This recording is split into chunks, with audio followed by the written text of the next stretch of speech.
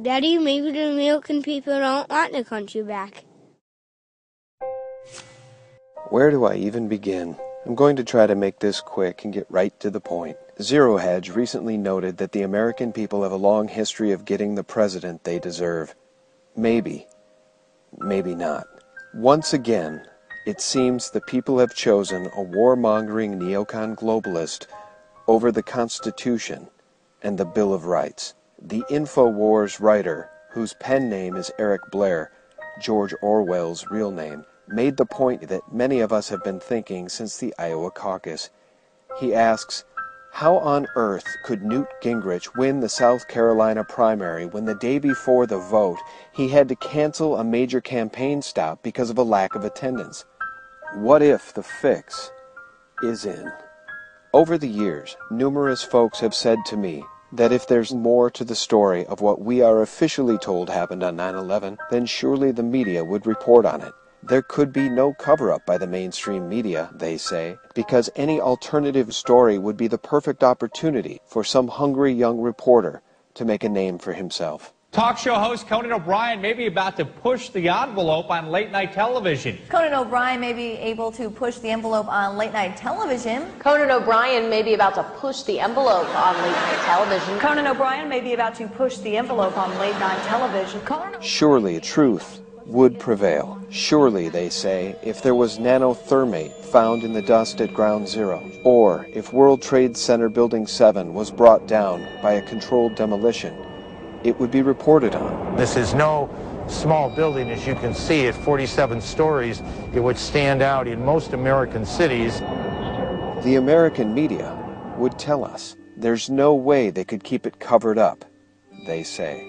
And so, life goes on, with the average American content in the belief that nothing is wrong, because if it were not so, surely the media would tell us. We are told that Ron Paul finished in 4th place in South Carolina. As Eric Blair writes, quote, primary elections are traditionally driven by enthusiasm. In other words, the average voter does not turn out for primaries unless they are motivated by a certain candidate. So could someone please explain to me how Newt Gingrich, who has virtually no ground game, no money, and no fervent supporters, just won the South Carolina primary?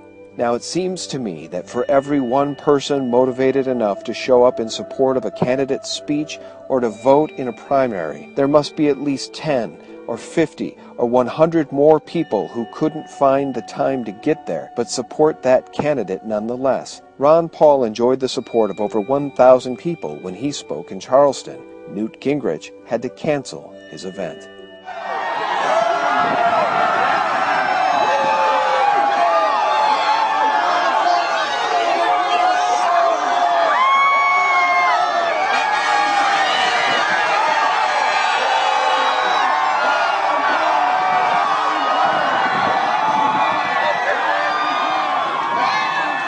Blair asks, could the conspiracy to keep Ron Paul out of the Oval Office be this coordinated, this pervasive? I hate to say it, but I think the answer is yes. The system is fixed. The continuity of government plan, the details of which are secret, which was implemented on 9/14 by George Bush and was re-signed every year since 9/11, most recently by Obama, is still in effect. Why has the media done such precious little reporting on the continuity of government plan, or the fact that Congress can't see the classified details of the plan? Nor has the press adequately covered the NDAA S-1867, which allows the military to declare the homeland a battlefield and hold you in a military detention camp without a trial, or the Enemy Expatriation Act, or the widespread use of Diebold voting machines which are easily hacked. Why is that? The coup is complete. The government is no longer of and by the people. The government is of the central banks and for the corporations. This is fascism. And the system no longer desires the rule of law or the Constitution or the Bill of Rights. The system and those who would vote for Newt Gingrich, Mitt Romney, or Rick Santorum only want more of this.